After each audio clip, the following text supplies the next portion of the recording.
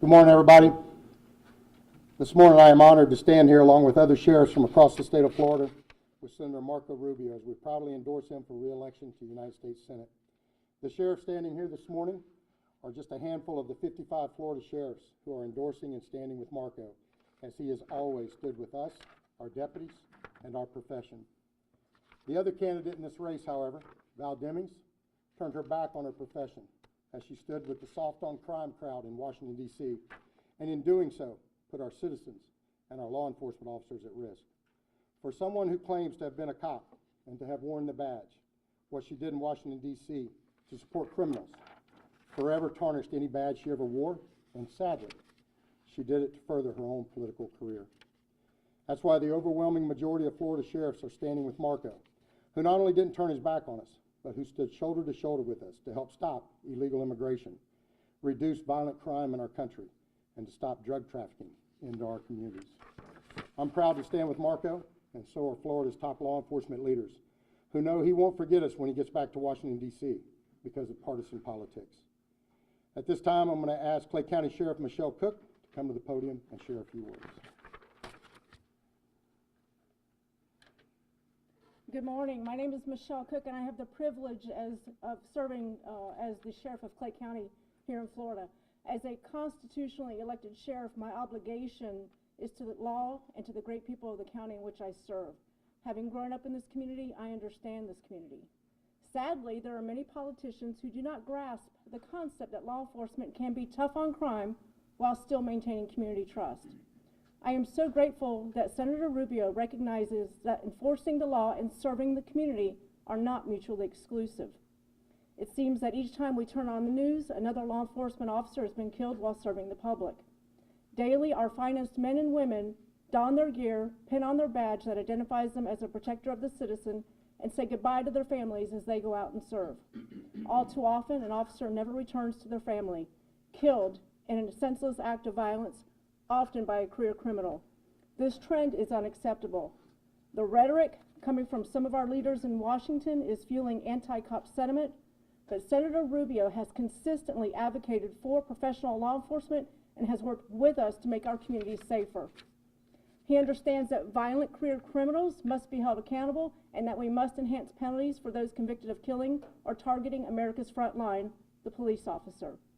Senator Rubio has remained a steadfast champion for law enforcement while others have swayed in whatever direction the political winds are blowing.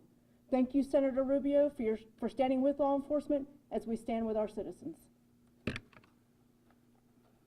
Folks, as I said, this is just a handful of the 55 sheriffs that have already endorsed Senator Rubio. And the reason for that is, as Sheriff Cook said, he has stood with us. He's been unwavering in his support of law enforcement. He knows that law enforcement is who's coming when 911's called, and he knows that law enforcement is who's protecting him and his family and you and your family each and every day. So with that, I'd like to bring to the podium and thank for his support as we endorse Senator Marco Rubio. Thank you, Sheriff. I appreciate it. Thank you all. I'm deeply honored by this. I anticipate that I have in the past and will again in the future receive many endorsements, but few will matter, if any, will matter as much as this one does to me. I'm a lawmaker, which means we pass laws. But then someone has to go out and enforce these laws. Someone has to go out and be the face of these laws and make them apply in the real world.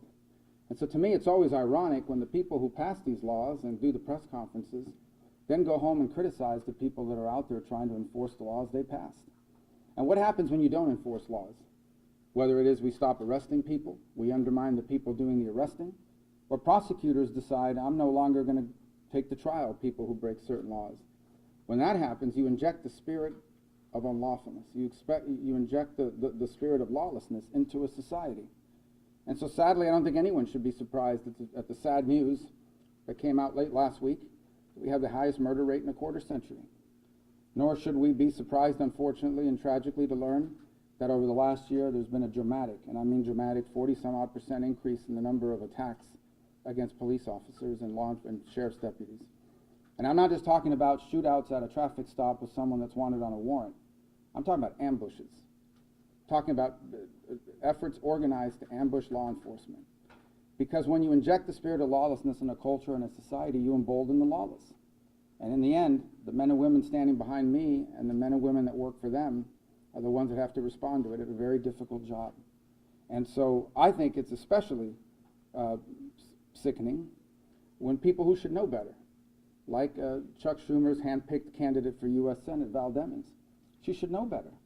It's even worse when someone who knows better and should know better decides to align themselves with this effort to call into question the work that law enforcement is doing. And they should know better than, for example, the way she has voted for not deporting criminal aliens that are in this country. Not only are they here illegally, but now they've violated the laws, they've committed crimes, and she opposes them being deported after committing crimes. It's inexplicable.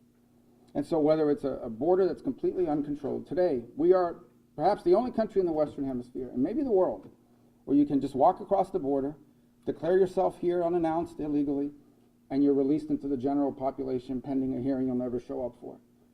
We're perhaps the only country in the world at this point, that I know of anyways, that has cities and jurisdictions that have basically said, we don't care what laws you passed, we are going to decriminalize theft under a certain amount of money.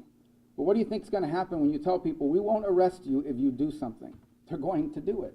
So we have this epidemic of smash and grabs around the country. And not to mention the violence that we've now seen, not just against law enforcement, but against one another. These brutal attacks that we see. Now I'll admit, we're blessed to live in a state that's doing better than most in that regard, because at least here we still don't have a governor or a legislature, thank God, that's gone completely crazy. And we still have prosecutors that for the most part will prosecute the law. But there are plenty of people around this country that would love to see Florida become like California or New York or some of these other places that have lost their mind and become deranged.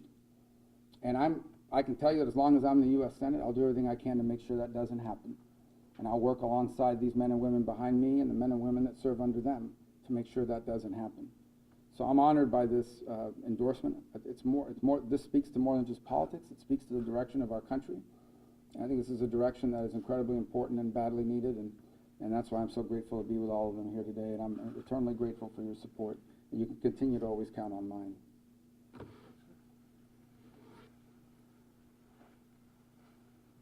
Again, sir, we are honored to stand with you, and we appreciate you always standing with us. At this time, I'd like to bring Polk County Sheriff Grady Judd to the elected.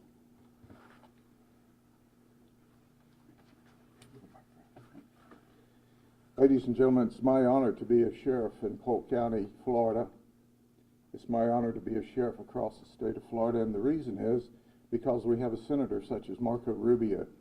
You see, I knew Marco long before he was U.S. Senator, and he's not changed, and that's important. I'm the past president of Major County Sheriffs of America. I and Sheriff Gualtieri work tirelessly to help stop legislation that was passed by the U.S. House. Legislation that would have made it easier for the federal government to prosecute cops who are just doing their jobs. Legislation that would have put immense billions upon billions of taxpayer cost on local communities over lawsuits filed against law enforcement officers. We have a system in place that holds law enforcement officers accountable, and it does a very good job. We have a civil process system in place that holds law enforcement officers accountable.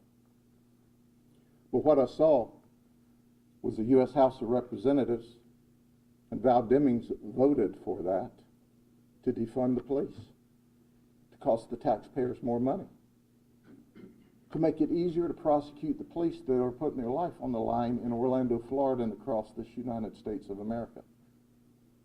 I'll call Senator Rubio during this communication, and the senator said, "Sheriff, I've not changed. I'm with you. We're not going to let that pass. We're going to fight against it. We're going to hold law enforcement officers accountable when they violate the law, when they're wrong." And I totally agree with that, and I do. And history shows that if you go back and look in the record. But we're going to support them when they're out there in the community keeping us all safe. Now I ask you, I want you to look around the nation. Portland, Oregon. Seattle, Washington. Baltimore, Chicago, Washington, D.C., Wisconsin, You didn't see peaceful protest when they were burning buildings and smashing cars and injuring people. What you saw was lawlessness. Now, quite frankly, the reason those things occur in those communities are because of the rule makers. They allow that. It's because of the community. They allow that. Senator Rubio in this state has said no. We're going to look out for and ensure that peaceful protests are not only allowed but encouraged. But we're going to make sure that everyone is safe. When you look around the state of Florida today, in my county alone in the last 2 years, 48,000 people have moved into the county. Why are they coming to Florida? Because we're safe. Because it's a place to be. Who wants to live in Portland so when you go to bed at night, you don't know if your car's going to be there the next day, or if your windows are going to be smashed, or if they're going to set the house on fire? There's real fear in those places. In the state of Florida, when you go to bed at night, you think about, do I go to Disney or the beaches? We've got a U.S. Senator that's simply the very best for Florida. It's Marco Rubio. And Senator, I want you to know from the bottom of my heart, I have seen that you've not changed, that you've been steadfast in looking out for the interest, protecting the entire state of Florida and all the people. And you've made sure that we've had the tools and the resources to do that. God bless you. We appreciate you so much. Sheriff, I appreciate it. Thank you. Yes, sir. Thank you all. Senator, if you just want to step up, we'll take a little bit for some quick questions. Senator Rubio, if you could, what's sort of your message to voters when they do decide either, Rubio or Demings come November of 2022? I mean, what's really at stake, especially here in Florida, based on that decision when it comes to public safety? Well, two things are at stake in general. The first is, I'd point to the last 5 years I've been in the Senate, and I'd say I've achieved more in those 5 years than anybody who's ever served in the U.S. Senate from the state of Florida.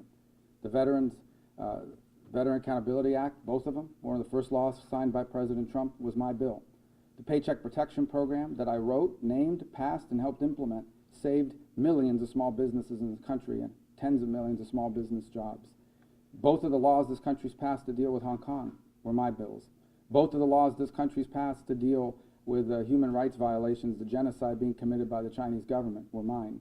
When Florida got hit by natural disasters, it was me who stepped forward and convinced President Trump, not once but twice, to fully fund our disaster response. My constituent service office received an award as the best constituent service operation in the entire Congress.